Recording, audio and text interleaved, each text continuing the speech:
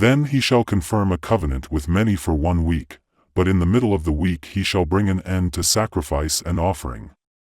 And on the wing of abominations shall be one who makes desolate, even until the consummation, which is determined, is poured out on the desolate. The 70th week. The second part of Daniel 9 verse 26 gives the transition from the situation in the year 70 to the situation in the end time, or the 70th year week. That 70th year week is what we are talking about in Daniel 9 verse 27. During the 70th year week, Israel is back in its land. This is demonstrated by the fact that sacrifices are being made again. There is a temple service again. The he of this verse is the prince of the previous verse who will come. It is the ruler of the restored Western Roman Empire, the Fourth World Empire, the United Europe, that gave its power into the hands of a single dictator, the beast from the sea, Daniel 7 verse 3, 7, Revelation 13 verses 1 to 10. It points to the time when the Roman Empire is again present and Israel is again present, and both empires have a ruler. The covenant that he makes firm is the covenant that he, the autocrat of the united Western Europe, will make with the unbelieving mass of the Jews, the many. Seen from the Jewish side, it is a treaty with death, Isaiah 28:15a, 18. The apostate mass of the Israelites will do this to defend themselves and protect themselves against the enemies surrounding them, of which the greatest enemy is Assyria. By Assyria we can understand Syria in an alliance with some other Arab states. Assyria is so strong because it is supported by the mighty Russian Empire that lies north of them. That is what the prophetic word shows and what we see confirmed in current events. In the middle of the week, however, a dramatic change takes place. This change heralds the most terrible time the earth has ever experienced. This time is called the Great Tribulation, Matthew 24 verse 21, and also the time of Jacob's distress, Jeremiah 30 verse 7. This period will last half a year week, i.e. 3.5 years. In that time an unprecedented suffering will affect mankind. What people will do to each other defies any description. Violence of war and natural disasters will uninhibitedly cause their slaughter. The spiritual torments to which men are exposed will drive them to insanity.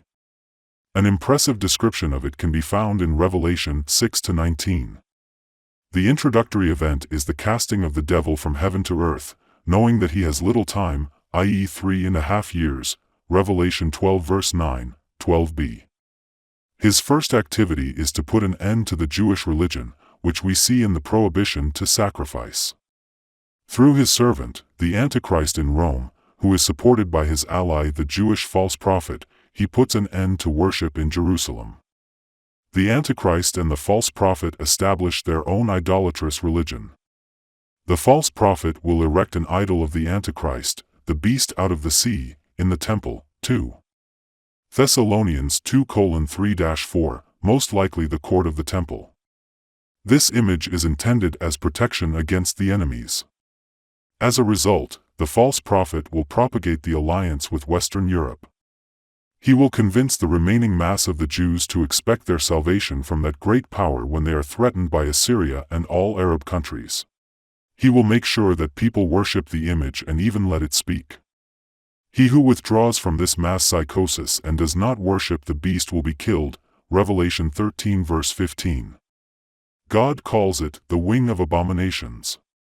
A wing indicates protection and an abomination is an indication for an idol image, Matthew 24:15a.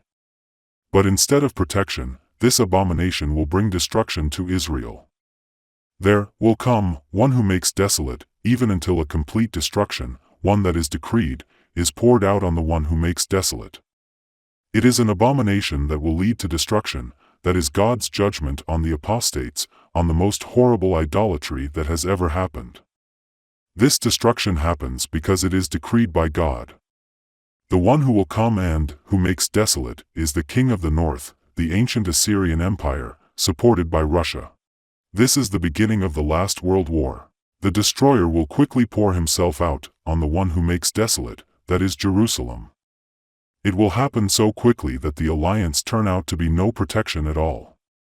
Jerusalem will be taken and the inhabitants will suffer terribly. Zechariah 14:2 am.